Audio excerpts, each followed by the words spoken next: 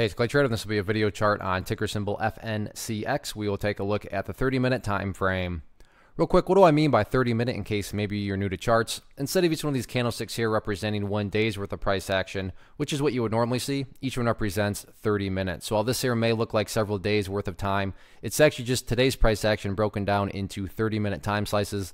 I like through this time frame, think it does a good job of telling the quote-unquote story of the price, and then makes mapping out where levels of support and resistance a bit easier to see. I've done this analysis in the past. That's where these green and red line annotations are coming from, but after today's price action, definitely needs another update. So before any updates, want to do a little bit of house cleaning here, get rid of these lines down here. Yes, they still pertain to the chart, but in the spirit from a presentation standpoint of not wanting, 8 million lines everywhere that can cause clutter and confusion, just want to try to keep this as clean as possible. So first update though comes from a foundational principle in charting, which states when levels of resistance are broken and closed above, you want to see them act as support. So for those of you that remember the last time I did the video, hopefully you remember me talking about 0.73 cents as resistance. But now that the price has broken above it, on any sort of pullback, that would be the ideal level that you'd want to see act as support. If the price cannot hold above it, not the end of the world or anything like that, you do still have the overall trend indicator right there, the purple line, which is the 50-period simple moving average. And the easiest way to really look at that is simply put,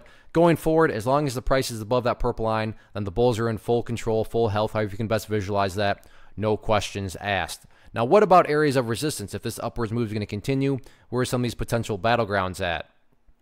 At this point, I'm just going to focus on one, and I'll explain that in a second. But that key level of resistance right up there at 90 cents, which you can see on a couple occasions today. Bulls try to fight up through there, but couldn't quite do it. So there are some sellers hanging out up around 90 cents there. But the reason I'm just focusing on one level of resistance is, in my opinion, breaking levels of resistance, not really a top priority for the chart.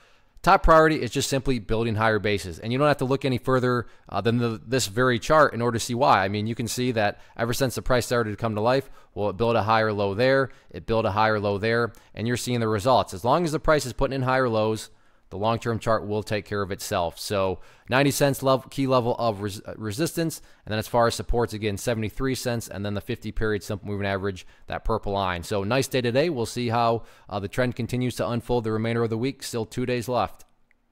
One of the biggest questions that I get is, hey Clay, how do you find the stocks that you trade? So what I've done is put together a free resource guide where I talk about the tools that I use to locate stocks that I find interesting and think may have potential. So if that sounds like something that could add value to you as a trader, then click on the image that is up on the screen right now and I will email you the guide. The guide itself is very short and to the point, and best part, it's completely free. Thanks for watching the video. Let me know if you have any questions.